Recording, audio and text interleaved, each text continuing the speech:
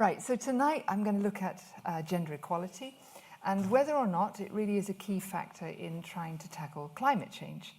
Now, many people think that's the case, and so what I'm going to do in this lecture is to really look at, does that make sense? Is there reality? Is there evidence that can tell us that achieving gender equality and empowering all women, as it says in goal number 5, is really going to help us tackle climate change? So let's just think a little bit about what does that mean. So when we go around the world and we see all the different places that are impacted by climate change, of course what we see are that the world's poorest are the ones who are the most affected, whether or not it's to do with water shortages, flooding and so forth. But when you're down on the ground, what you see is that women are actually differentially affected than compared to men, and in a worse sense.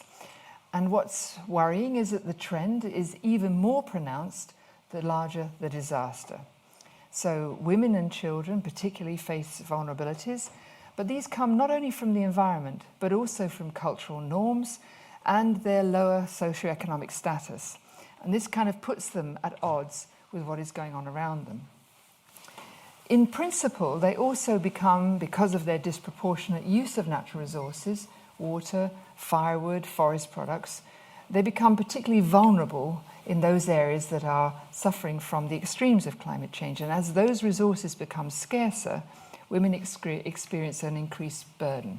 I mean, I've seen for myself that women have to walk further and further to get water. They have to walk further and further to find firewood. And so as a result, just even that time dimension, the use of the extra time and the energy, may actually tip some of them into poverty. So as we see further population growth, it puts those at the periphery even more at risk. But, and this is I think the part of the talk I want to come to at the end is about solutions, is that despite the vulnerabilities, our experience of women and girls around the world is that they are very, very likely to be contributing the solutions. But the challenge is that many of them don't have their voices heard. It means that that whole extensive knowledge that they have about the environment and about resources is completely untapped. So let's step back a little bit. When we think about the sustainable goals, and we think about particularly goal 13, but also 11 and 14, about how we use resources, the agreements under the Paris Agreement, it's very much about the change. But what it implies is that we are not helpless victims. We can use different methods, we can use different strategies, we can adapt to climate change all around the world. And it's certainly encouraged under some of the other goals, goal 4, for example, that empowering women through education, particularly children, is an important policy that helps in that. It helps to strengthen the whole way in which people respond to climate change. But today, when we look at those strategies, we can often see that they simply reflect the social norms, and those concern what is acceptable to men rather than women. So we see that women are becoming more empowered, they're becoming more educated, they have control over their lives, and they dedicate a lot of resources to health and education compared to men. But gender, let's ask the question, does it influence the way that environmental issues are solved? Yes, and in particular, climate change. So when you're next reading the newspapers, or you're thinking about who's on the street, who's at the front door, who's carrying the banners, and you do a quick head count, so this is very unscientific, but just look through the crowds of people. And what we can tell, even now, is that those forces, so to speak, those common voices on the road, are the ones that are coming from women, from children, and not so much from men. So that would be one piece of research I would love to do, which is go and analyse the density of people who are in those marches. But it is very clear that some of the iconic leaders in that debate are coming from youth and actually coming from women's groups. So what I'm going to talk about today is sort of two ideas. One is the specification, the specificity of gender, specifically relating to climate change, and then, in a sense, the stratification of the discrimination that we see, because it's not all in one block. It really turns out to be much more subtle than that. So thinking about all of the climate change issues, many people will think of climate change in terms of disasters. That's what's sort of foremost in people's minds. And they'll think about other things like erosion and maybe toxic issues and heat waves and floods and so forth. But storms, and I'm sure that any of you sitting in this room who've been here in the last few weeks will be thinking about storms, so keep Dennis in your mind, is really part of the whole climate change story. But here's the bad news. Female storms, or female named storms, are bad for your health. I don't know if you know that, but it turns out that we have a naming tradition. So a little while ago, about 5-6 years ago, two colleagues, Jung and colleagues, put together a paper. And what they did was they identified what is essentially a worrying phenomenon. They said that the gendered naming of natural disasters was tapping into gender stereotypes. Now imagine that. It's got really serious, potentially dangerous consequences. So what they did was they looked through all the archive data, they looked at lots of experiments, they took people in and they asked them three things. It was about subjective predictions of hurricane intensity, delays to evacuation decisions, and intentions to follow an evacuation order. Now, what was incredible was they found that if the storms were named after a female, people didn't think it was as bad, didn't decide to evacuate, and didn't follow orders. Okay, now reactions from the academic world were really rapid and they questioned the methodology, but I went back and looked at it, and in fact it's pretty close. You know, it's okay, it's not maybe statistically absolutely to the final decimal place, but the indication is that we have stereotyping deeply embedded in us. So I cast out to you, we've just had Dennis. Now I have to say that's a slightly bizarre name, but anyway, Dennis it is. And so I'm hoping that all of you felt motivated to do whatever you had to do, depending on where you were, because it was called Dennis, right? Now, in the UK, we had the Name Our Storms campaign.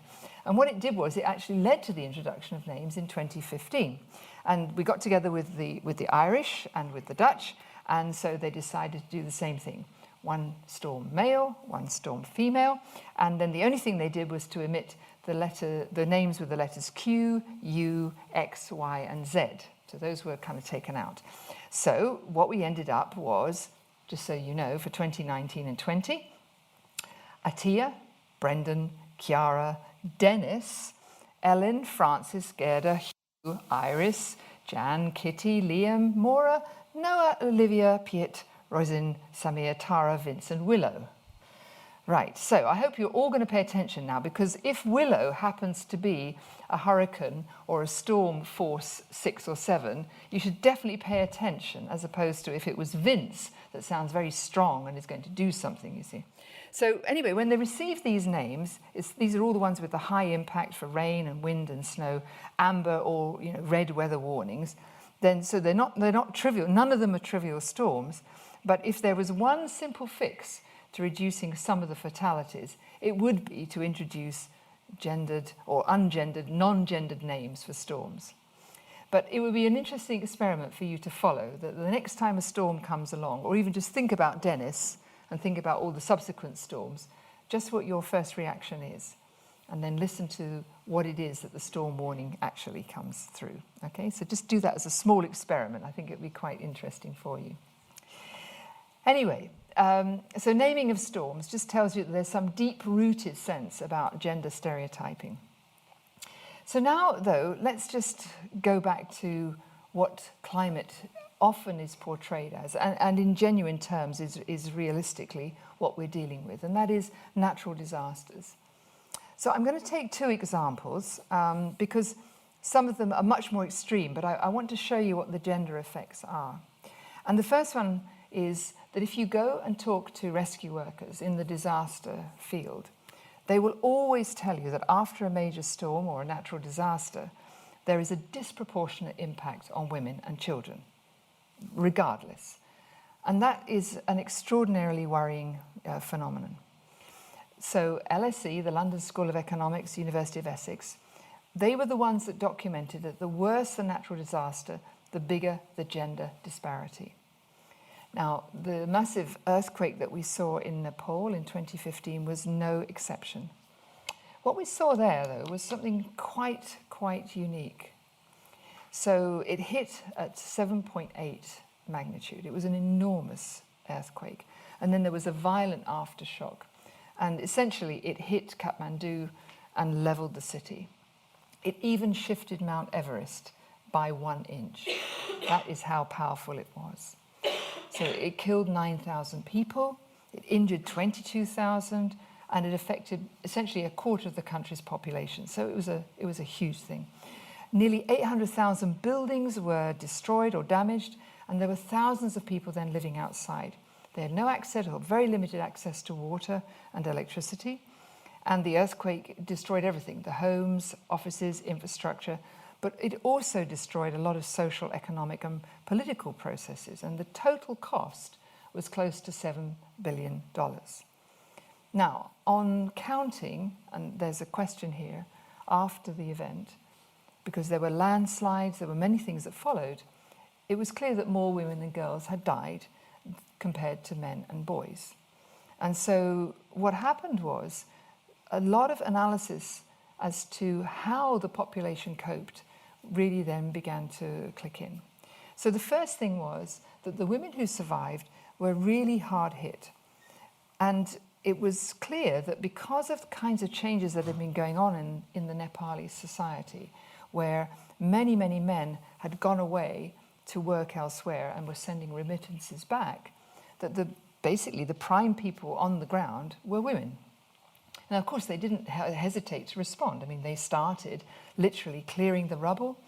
Women's organizations leapt into action. There were volunteers. People were helping survivors. They were distributing food and medicine and clothing and putting monetary support into different organizations. They were helping to deliver maternity and baby kits. They provided special care for pregnant women, lactating women, adolescent girls. They offered psychosociological support. They created safe space for women and girls. And what they did was they gathered and collected people together. They connected survivors to find out, how they could use legal services, humanitarian services, and everything. And they built very quickly. And they built these networks. And in a sense, they reached out to the international community themselves. And international actors came in and worked with them. What was fascinating was that not only were they taking care of their families and their neighbors, but they also took over all of the male responsibilities. So they essentially started rebuilding the houses in the towns and villages. They built the infrastructure, they put food together, shelter, clothing, medicines, and so forth. So with a lot of the population overseas, more than 7% of Nepali men, some of the women had already become the heads of their households, and so they had already assumed some kind of sole responsibility. But the challenge was that many people had lost many women had lost their ID cards. So they had literally no way to establish their right to have access to humanitarian relief, to regain access to their homes. In different places across the rural and also urban areas, pregnant women particularly, women of certain castes, widows, these were all individuals and groups who were particularly affected by the earthquake because they essentially lost overnight all their rights to anything. So not only did they face the pre-existing constraints, no money and a lot of challenges, but then on top of that, they couldn't regain their livelihoods. Because the other thing was that the Nepali women essentially were running agriculture. And overnight, they lost their assets. They couldn't essentially harvest, they couldn't bring things to market, so they faced severe income loss, they faced loss of food stocks, livestock, crop productivity, and so on. But the most amazing thing was that the government had kind of anticipated a long-term plan, they calculated what it would take, and then they were literally sort of taken by surprise when the women, despite being burdened with enormous amounts of domestic work and, in a sense, rebuilding the city, their response and the recovery of basic services took about half of the time that they had anticipated because of the way that people were working. They worked together. And so this is a kind of classic case where the extreme event shows you just what is possible.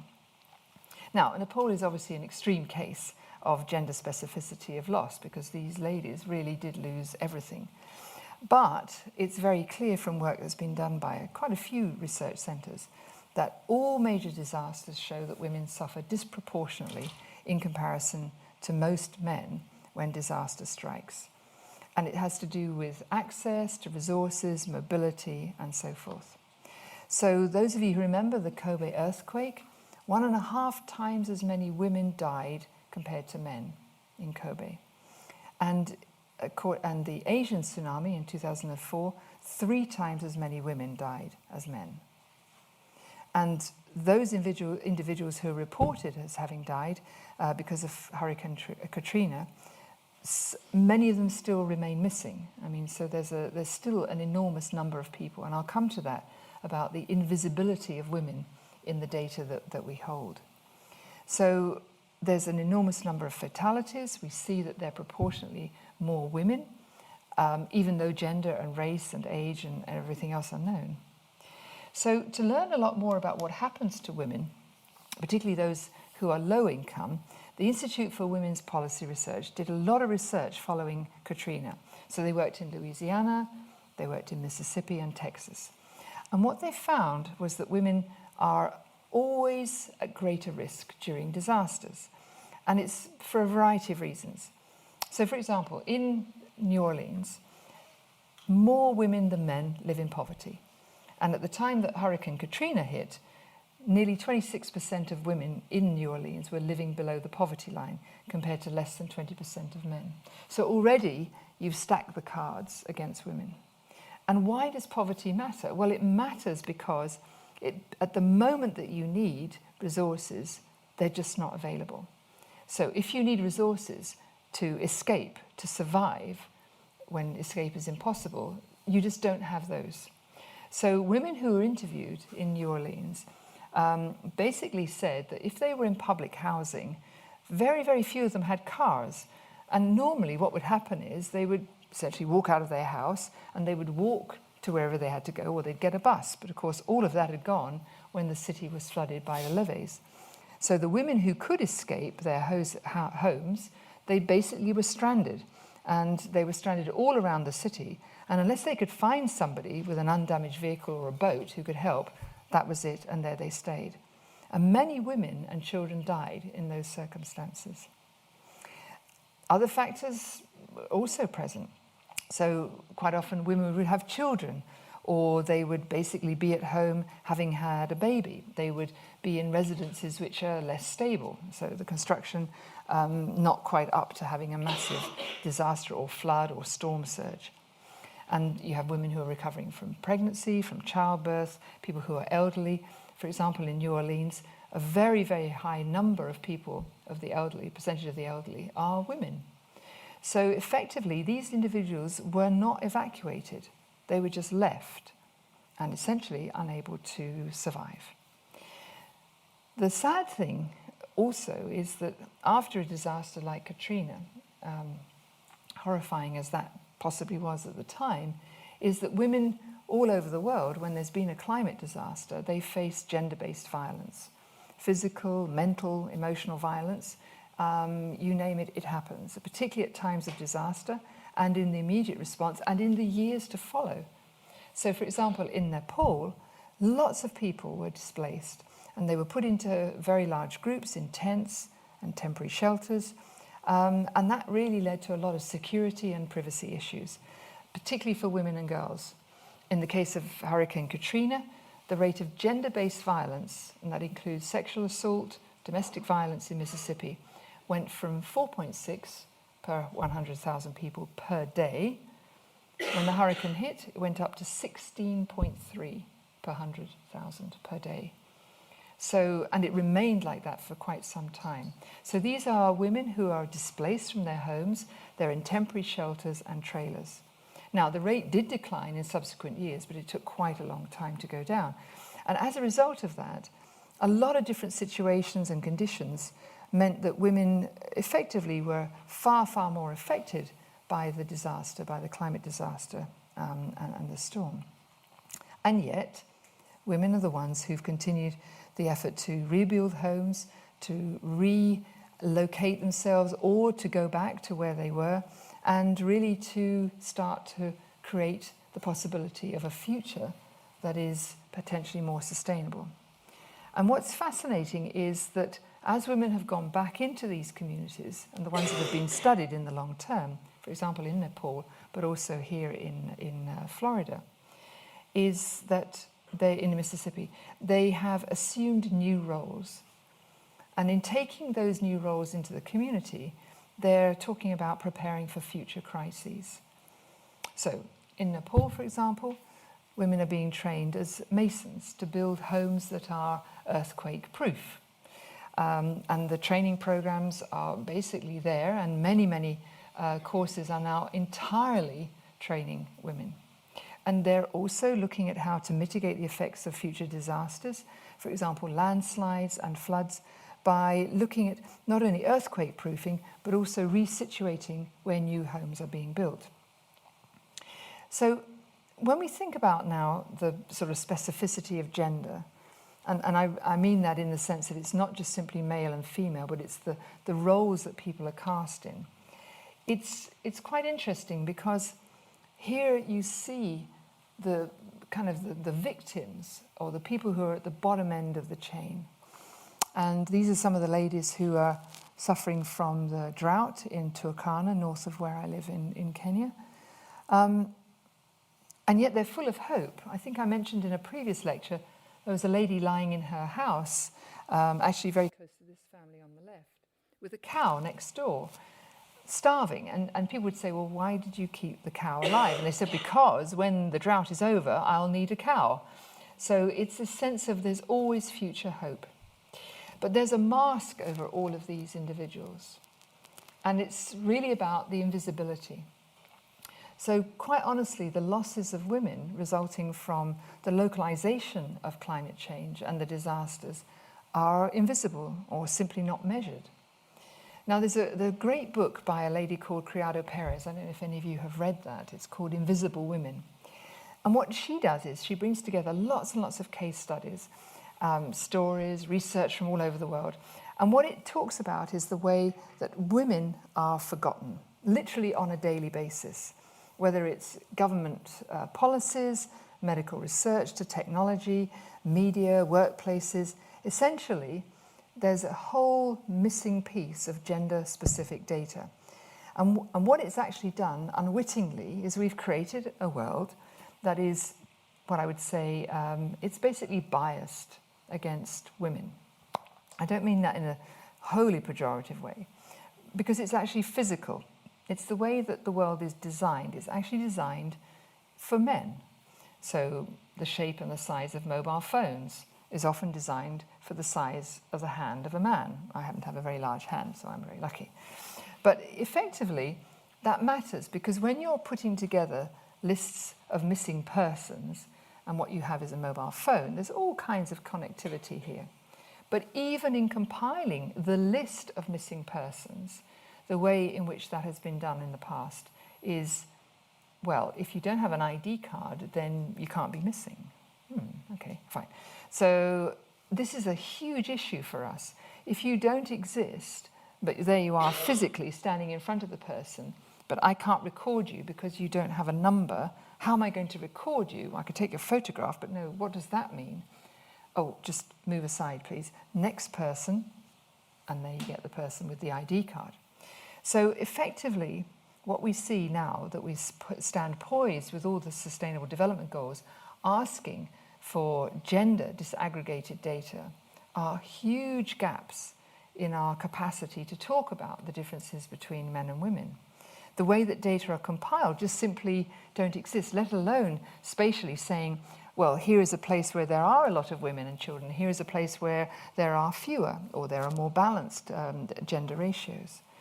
So this is one of the reasons why the UN so persistently pushed to have disaggregated data by sex and also by age. There's also the fact that climate change, because it's having this greater effect on those who are more reliant on resources for their livelihoods and yet have the least capacity to respond, this is the other reason you want to know where your vulnerabilities are, where the hotspots are. And essentially it means that, whether it's raising the name of storms as a quick win, or whether it means actually going and doing surveys and seeing how many people there are in a place and how many of the poorest are actually women, this is all part of the way of fighting climate change. So it might sound like a long way away from putting sandbags on your door, but the beauty of, I guess, living in a place like the UK is that, in a sense, you are all counted, we are all counted. But in very, very many parts of the world, people are not counted, and particularly women are not counted. Now, if we would like to have gender equality, then one of the things that it brings along, and the motivation to have gender equality, is to bring women as critical agents of change with that potential to strengthen climate resilience into the conversation. So women can play an enormously important role, not only in their local knowledge and how resources are changing, but also how to weather the destruction of biodiversity and ecosystems that's going on all around them. The challenge, of course, is that they have unequal participation in many of the decision-making practices. And all that does is it simply compounds inequalities. And in effect, it prevents women from fully participating and contributing to the debate. So women's participation is not only about having another voice in the room. Clearly, some of these ladies would like to have had their voice heard long before they were exposed to the conditions which led them to these extremes of malnutrition. But women's participation in the political debates is often being much more responsive to citizens' needs more generally. So it's about understanding cooperation, understanding how ethnic lines and delivering sustainable peace. These are all important things. So having women included at political levels to tackle climate change brings an entirely different level of texture to the kinds of policies and actions that we see. And that is why in the Paris Agreement, there's a very, very specific provision that involves women. And if you read the Paris Agreement, it talks very much about equality, but where there isn't equality, it exercises whatever power it has to urge governments to ensure that there is equality and that women and men's voices are equally heard, both in the development of national policies, but also by saying that they have to be gender responsive. So it's certainly worth looking at the Paris Agreement through the lens of gender and seeing why governments are being pushed so hard on this. And that's the general issue, is Paris and the Paris Agreement under Sustainable Development Goal 13 is, of course, all about climate change, but it faces a formidable set of enemies around discrimination, its stratification by gender, by religion, by sexual orientation, by race, and by age. So there's a whole underbelly that sits there that if you don't tackle it effectively, we will not be able to head off some of the things that we need to do to face climate change. Now, one of the ways that we can face, I guess, and protect themselves from the extremes of climate change is to look at the way that we manage our land. And essentially we know, and I've talked about this in previous lectures, we just simply know that by taking care of forests, by taking care of the oceans, by removing plastics, for example, from the oceans, all of these have an enormous effect on the way in which the natural world can respond and help to mitigate a lot of climate change. Just to give you a small small anecdote, last week I spent with people from all over the world, the experts in plastics and marine plastics, and we were looking at the evidence of the damage that plastics are bringing into the natural world, and particularly in the marine environment. And it's quite extraordinary that when you see not only the damage that plastics form within the ecological setting, but on an individual species. So imagine a lugworm, it's sitting in the benthos, and instead of eating food, it's consumed a lot of microplastics, it's consumed some microfibers, and so now, because it can't digest it, it's essentially sitting with a stomach full of inert material. So of course it's got no energy, so it can't actually start to turn the soil over, the sediments over. So effectively you've got a lazy lugworm not doing what it's supposed to do. And this is really important actually for climate change, because we need all of our ecosystems working literally at full tilt to make sure that carbon is sequestered, that the oceans remain at about the pH that they have, and so forth.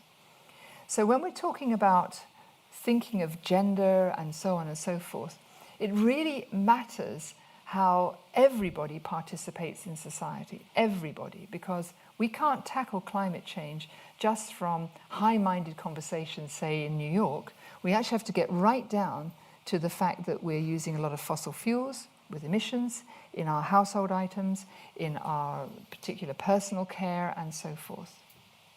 And I think what's missing sometimes is that connectivity between the natural world and actually what we do in our everyday business. So coming back to gender, one of the ways that people can protect themselves from the extremes of climate change, and more broadly, how can we avoid catastrophic losses, is to really think about our impact on life and on natural resources. Now, if we go out into particularly the developing world, we see that management of land, of forests, is really very much in the hands of women. However, women are widely discriminated against in terms of land tenure. If you look at some of the figures, they're kind of shocking. If you look at, for example, agricultural landholders in Saudi Arabia, it's 0.8%, so it's less than 1%. As opposed to in Cape Verde, where it's 51%.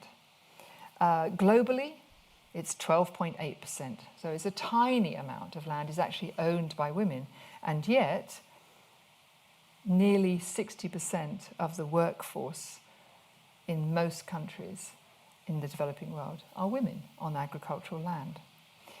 In addition, we have nearly 100 countries where there are customary, traditional, religious practices that actually discriminate against women, in particular about owning land. So when we think about who's working the land and who is owning the land, there's a huge disparity. And then when we think about who receives the benefits of agricultural products, it's about 20%. So women have only about 21% of women earn and receive payments from their work on the land. So if we expect women, particularly who dominate the land workforce, to take care of the land so that we can tackle climate change, then we need to look again at gender equality.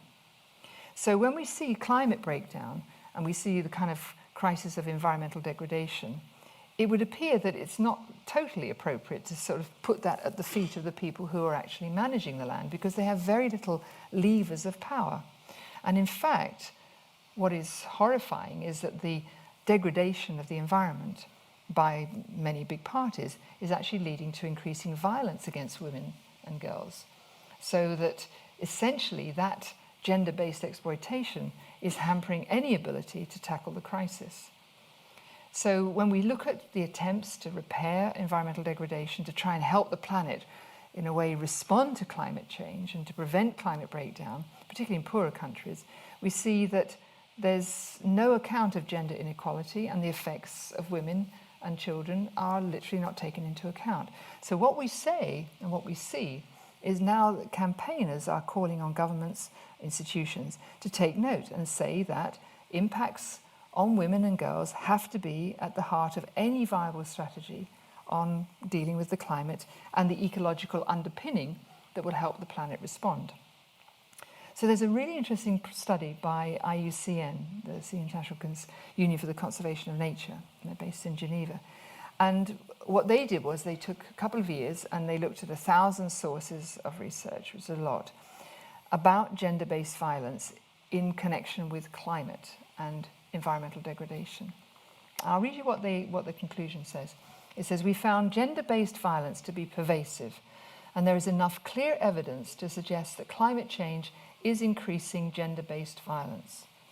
As environmental degradation and stress on ecosystems increases, that in turn creates scarcity and stress for people, and the evidence shows that where environmental pressures increase, gender-based violence also increases." That's a pretty sobering result. And that environmental stress linked to climate change means that as we see more women on the front line, they really are seeing the worst side of this. So 60% of respondents to this report said that they had actually seen it themselves. They had observed gender-based violence, particularly amongst female environmental rights defenders, environmental migrants and refugees, and particularly where there was environmental crime and environmental degradation taking place. And they've got 80 case studies that actually demonstrate this. Now, it could be said then that gender-based violence, rather than spewing out lots of fossil fuel, is one of the most pervasive, but it's the least talked about barrier to actually tackling climate change. What they found is that wherever there's environmental degradation, and I'm sure those of you who are in that field of interest, you would know this, that there's trafficking, there's human trafficking, there's all kinds of problems to deal with wildlife poaching and illegal sources and resource extraction. And we know for a fact that that's prevalent in many places. The DRC, for example, that's where it's linked.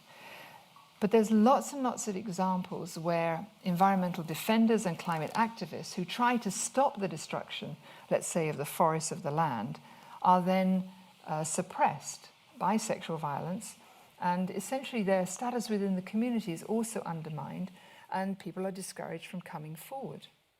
So what global climate change is doing and tackling it is putting a lot of pressure, not only on resources like extreme weather and heat waves and droughts and floods, but it's also putting a lot of pressure on communities who want to speak out. And women, almost across the world, are those, even though they are disadvantaged and they don't have access to land and so forth, these are the ones who are often standing up. But they are the first to be targeted. And one small glimmer of what that looks like is that in quite a lot of communities, for example in the Amazon but also in Africa, young girls are being married off as early as possible when the family sees what's happening with climate change.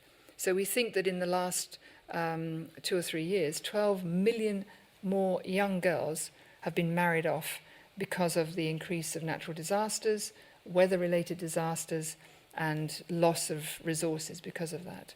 And sexual trafficking has gone up by 20 to 30%. So these are kind of like the hidden layers behind tackling climate change. And there's also a daily business, because women are often burdened with having to go and collect water. You see this lady, she's having to go a long, long way to go and collect water, to find firewood. And as these become more scarce, then under the ecological impacts of climate change, then of course they're exposed to further dangers of violence. So the whole thing is kind of stacking up. And then what you see, of course, is that all of that time taken going to get resources means that women are not spending time having that civic discourse, trying to mobilize, trying to create change on the ground. So when we look at countries around the world, there's at least more, well, there's more than 60 or 70 countries where you have no access on the whole to water on premises, or where it's like 70 or 80%, then it's estimated that there's millions of working days per year spent fetching and carrying water. In India, it's 150 million days spent going to get water and bringing it back. 40 billion working hours are lost in water collection each year in sub-Saharan Africa. And in Africa, in rural Africa, it's now estimated that it takes more than half an hour to get to water. So everything is getting more and more and more and more stretched. So what are the solutions? Well, we've got some wonderful people who are leading these discussions. You can see Mary Robinson, Bono, he has to be there, of course, yes.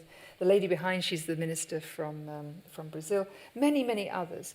And what they're trying to do is to highlight women who can lead the fight against climate change, bringing equality back onto the table, and really trying to build a global movement that's going to create a feminist solution from climate change.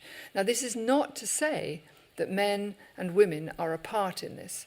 But it's, if you deny 50% of the population, or whatever that percentage is in your particular setting, the voice to express, and when that voice is very, very close to the ground and understands the kind of signals that are going on, then actually you're doing a disservice to the whole of society, because you're not really getting the best evidence to make the policies work.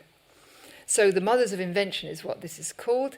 It's supposed to be light-hearted. There's lots of things like podcasts, there's grassroots people. And it's an antidote, in a sense, to say, well, if you include all of us, then actually we can create solutions together.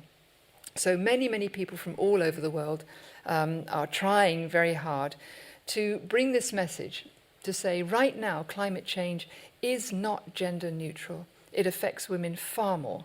So it's not just about climate, it's about climate justice. It's about giving people the positive message that everybody can participate, in a sense, on trying to make that solution something for all of us to work on. Women have very important capacities for transformation, but they have specific vulnerabilities that are exacerbated. And it's this combination that needs to be brought together. So, interestingly, countries are kind of responding to this. The Dominican Republic, it's amongst the 10 nations which are most affected by climate change. And in terms of gender equality, it's the fourth most unequal country in Latin America and Caribbean. And it's recognized this, that it's actually got to do something. So their plan is fascinating because instead of doing the normal, what we might call the male pathway, they've decided that they're going to do a completely different thing. They're going to turn it on its head, and it's already begun. So what they will have is a gender-based approach to disaster management. Top of the list is security and sexual security of women, who are the most threatened in the disaster situations. They're going to focus on diseases such as dengue and Zika and chikungunya, which of course affect women when they're pregnant.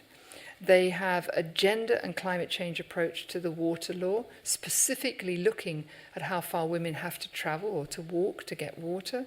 They're trying to bring in then permanent watershed reforestation plans where the women are actually made the frontline foresters. Same thing in fisheries. The list goes on and on and on. And it's fascinating because they've basically mobilized 50% of the population. And it's beginning to really have an effect. So once you turn the lens around and say we actually want the whole population, we want gender equality in our climate policies, then you get quite a remarkable shift in the way that people respond to climate change. It tends to be more a message of hope, a more optimistic view. Yes, we can do things. Yes, we can change. The real challenge at the bottom of the line, though, is that we need much, much more information. We need data that is stratified and disaggregated and really allows us to see just the different roles and ways in which people are performing. I just love this picture. I always put it up. This is actually real. This is not photoshopped. It's from one of the valleys in China. If you ever get to go there, it's one of the geological wonders of the world. It's for real. So, if you ever get a chance to go there. But that stratification is what we're after now. There's no point in just using statistics that say 20% of the population are at risk. Well, no, if that 20% of the population are all the women in a particular area, or all the children, or all the vulnerable people.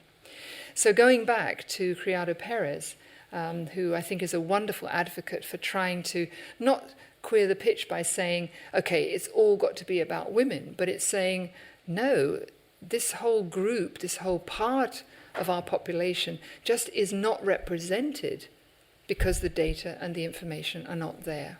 So if we think about the Sustainable Development Goals, it's imperative that we try to think across the board about how many women, how many children, how many vulnerable people there are in every single policy that we put on the table. Bad data actually leads to bad resource decisions. And she makes, and others have made, the case that really objective data can be highly male biased, and that public spending, whether it's on health or education, the workplace, society, are going to be worse off as a result. So I think that climate change is absolutely no exception. If we want to build climate resilience, we need to bring the invisible half of the population, i.e. the women, into decision-making, into thinking and planning. So I would say policymakers, take heed. Thank you very much.